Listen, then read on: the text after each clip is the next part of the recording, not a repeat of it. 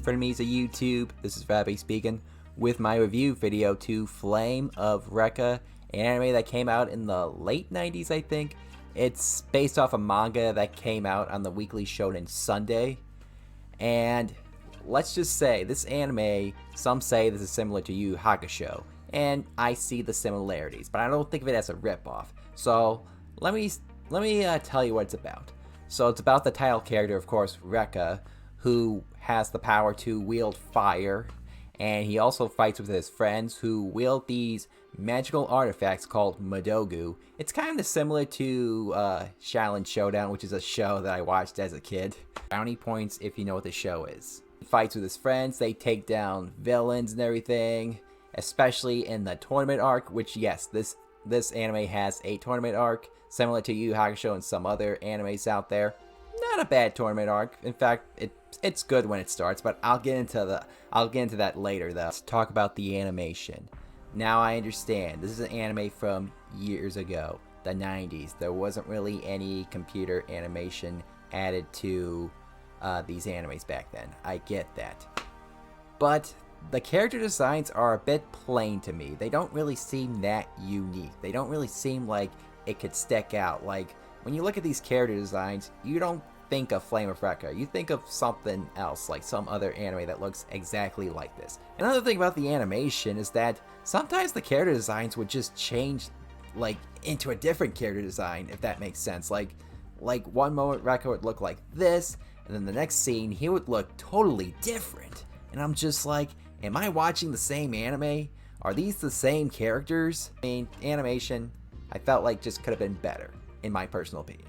Let's talk about the main character, the title character, Recca, the one who wields fire.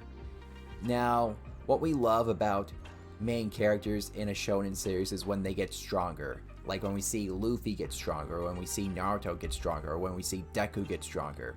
It's cool to see Recca master his flame abilities. His motivation throughout the entirety of the series is to protect his princess, his love interest. I think I forgot her name. Like, I think that's just terrible of me, but you guys know who I'm talking about for those of you who have watched the series. My real problem with Recca is when he repeats himself. I need to protect princess. I need to protect princess. I need to protect princess. I need to protect princess. Like, doesn't that seem annoying to you guys, at least? Or is it just me? Well, despite how annoying his motivation gets, these two characters do have their chemistry. Like, you really feel like Recca and his princess are in love with each other. I mean, yeah, they haven't like fully admitted to each other, but in a way, it's still nice to see. Like, it doesn't feel forced, it feels natural. And of course, we have supporting characters like Fuko, for example. She wields this weapon that's kind of like Wolverine's claws, only instead of made of metal, they're made of wind, like really sharp wind, if that makes sense. Like, I don't know if she really has a whole lot of character development, but then have Domon, this character that's a bit similar to Kuwabara, where he's just a total knucklehead. He likes to show off, he likes to impress the ladies, because we like seeing knuckleheads succeed. You then have Kagone, this kid who is apparently strong. He also starts off as a side antagonist, like a supporting antagonist, but something happens where he's just like, I have to fight with the good guys now, so I'm gonna team up with you guys to take down a common enemy. So, you know what they say, the enemy of my enemy is my friend. Favorite character is Tokiya.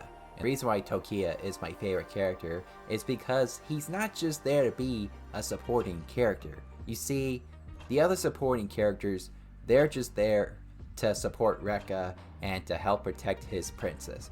Whereas Tokiya, yeah, he wants to protect the princess, and yes, he kicks major ass. But he is there for another reason, and that is to avenge his dead sister, because he's been trying to avenge his sister for so long and trying to solve why his sister got murdered. Why did this happen? You know, it's just that question that makes him want to fight and to fight for the answer. The only thing about Tokiya is his character design. And for those of you who are die-hard Yu Yu Hakusho fans, you guys see that he looks a lot like Kuraba, except with gray hair. Other than that though, Tokiya is an awesome character. Then you have Recca's main foil, the main antagonist, Kurei. He's not one of the best antagonists that I've seen in anime, but when I see his backstory and how he got from there to where he is in the series, I understand his motivation. I understand why he's doing these evil things and why he feels the urge to go after Recca and to destroy him and his life. Flame of Recca only lasted for 43 episodes, and when the anime ended, the manga kept going. Basically what happened with the anime is that it caught up so much with the manga that the people working behind the anime had to come up with their own ending, and I did not like the ending at all. It felt very rushed. It felt worse than the ending to Yu Yu Hakusho, and I don't even hate the ending to Yu Yu Hakusho, but Flame of Recca just has the same treatment as Soul Eater does, where Soul Eater had a terrible ending to the anime. And I know what you guys are thinking though, Rabe, you should read the manga to Flame of Recca. And to be honest with you, I don't think I'm going to. I don't really feel like touching anything else that's Flame of Recca. I understand the anime is different from its source material, but it's just not enough. It's just not enough for me. The only way if I touch anything that's Flame of Recca again is if Flame of Recca gets a reboot, similar to Fullmetal Alchemist Brotherhood. If it gets that treatment, I will consider watching that Flame of Recca reboot. But you can't always ask these things. You can't always get your hopes up when it comes to these things. So Flame of Recca is a mixed bag of good elements, but also bad elements. And because of that, I'm going to give it a 7 out of 10. But I'm curious to know your thoughts. Did you like Flame of Recca? Did you not like Flame of Recca? Are you thinking about watching it, or are you thinking about skipping it? Thoughts down below on how you feel about this anime.